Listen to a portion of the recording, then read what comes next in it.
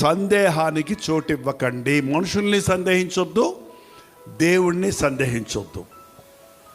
ఇది నిజమా, అదేంటంటారు, సందేహమా ఏంటది?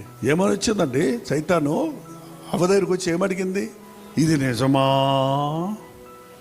మీ ఆయన ఎవరితో తిరుగుతున్నాడు అని చెబుతామంటే ఎవరు లేరు. అప్పుడు ఉండుంటే ఎవరి మీద వేసి ఉండేవాడు అండి. ఎంత ఎవరు లేరు అక్కడ. చెప్పాను ఎవరు పోయి, మా ఆయన నేను ఎప్పుడు కలిసే ఉన్నాం చట్టపట్టాలుగా చేతులు పట్టుకొని.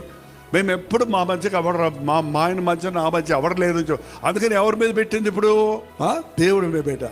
దేవుడు అప్పుడప్పుడు చల్లపూట వేళ వచ్చేవాడట.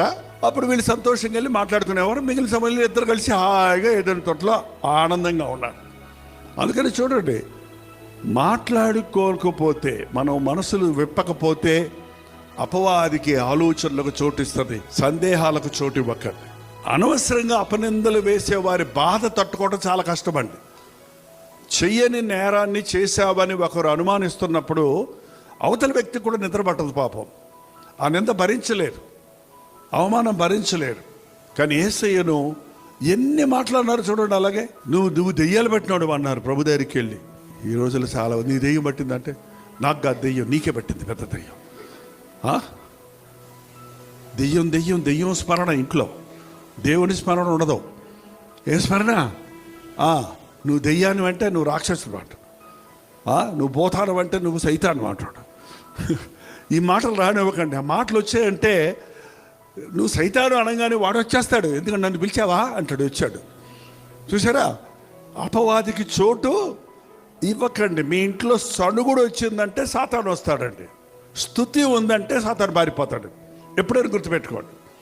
ఏ విషయంలో సడుగకుడి, సణిగి అనేకులు సంహారకుడి చేత అరణ్యంలో రాలిపోయారు అన్నంత బైబిల్లో.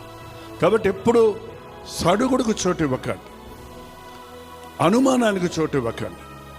విశ్వాసం అనేది దేవుడు నేర్పించింది. ప్రభు అన్ని విషయాలు మన వల్ల శోధించబడి పాపము లేని వాడిగా ఉన్నాడు. మనమైతే పాపలు చోటు ఇచ్చేస్తున్నాం. కాబట్టి ఈ రోజున ఏ శోధనలో నువ్వు ఉన్నా కూడా ఆ శోధనలో నుంచి ఎలా బయటపడాలి అనేది ఆయనకి బాగా తెలుసు. నువ్వు కన్నీరు గారుస్తున్నప్పుడు ఆ బాధ ఎలాగుంటుందో ఆయనకు తెలుసు. కాబట్టి నిన్ను ఆయన ఆదరిస్తాడు. నీ శ్రమలో ఆయన నీకు తోడై ఉంటాడు. కాబట్టి యేసు ప్రభువుని వ్యక్తిగతమైన దేవునిగా చేసుకోండి, మీ సొంత రక్షకుడిగా చేసుకోండి. ఆయన అందరికీ దేవుడు, అందరికీ ప్రభు అన్నమాట ఒకటైతే ఆయన గుంపుకు దేవుడు కాదండి. ఆయన ప్రతి ఒక్కరి హృదయాలలో ఉండాలని ఆశపడుతున్నాడు.